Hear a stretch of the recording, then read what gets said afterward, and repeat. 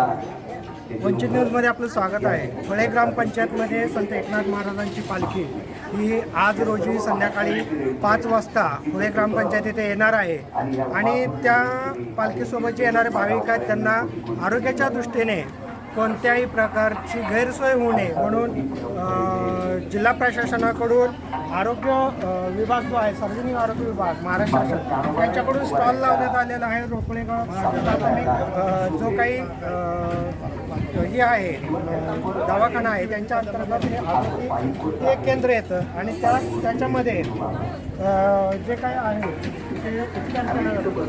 आपण मॅडमसोबत बोलू। मॅडम, कोणकोणत्या प्रकारच्या उपचाराची आपण सोय केली आहे?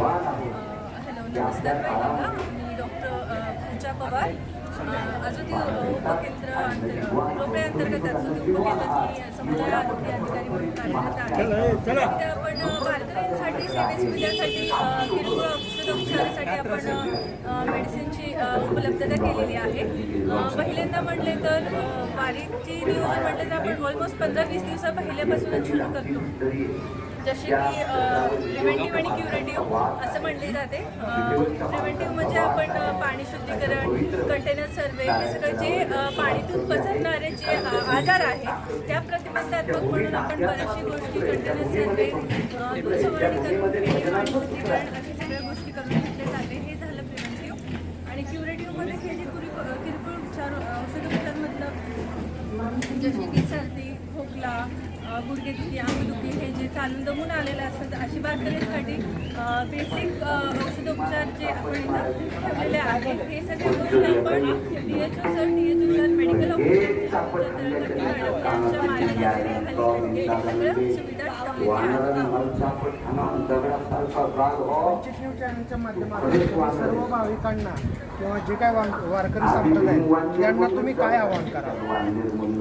जे आव्हान म्हणजे आता स्वतःची काळजी करणं म्हणजे स्वच्छ पाणी पिणे, स्वच्छता जे आपण एन्व्हायरमेंटमुळे जे आपण दुष्परिणाम बघतो जसे की दूषित परिणामामुळे जे काय आजार पसरतात त्याचं काळजी बाळगणे आणि स्वच्छ पाणी पिणे महत्त्वाचे। ते पावसाळ्याची दृष्टिकोनातून पार्श्वभूमीवर आपल्याला महत्त्वाचं म्हटलं तर स्वच्छ पाणी पिणे हे महत्त्वाचं आहे, जेणेकरून तुम्हाला जसे की गॅस्ट्रोएंटरायटिस अशा आजार होणार नाही। तर या प्रकारे महाराष्ट्र शासनाकडून प्राथमिक आरोग्य केंद्र असेल त्यांच्या उपकेंद्रांना इथं उपस्थित ठेवलेलं आहे। ज्या भाविकांना थोडा जरी आजार वाटत असेल, कणकणी वाटत असेल, त्यांनी उपकेंद्रावरती येऊन संबंधित डॉक्टरांशी कन्सल्टंट करून त्या गोळ्या घेऊन आपल्या शरीराची स्वतः काळजी घेणे हे अतिशय महत्त्वाचे आहे। वंचित न्यूजसाठी मी सचिन बाबर।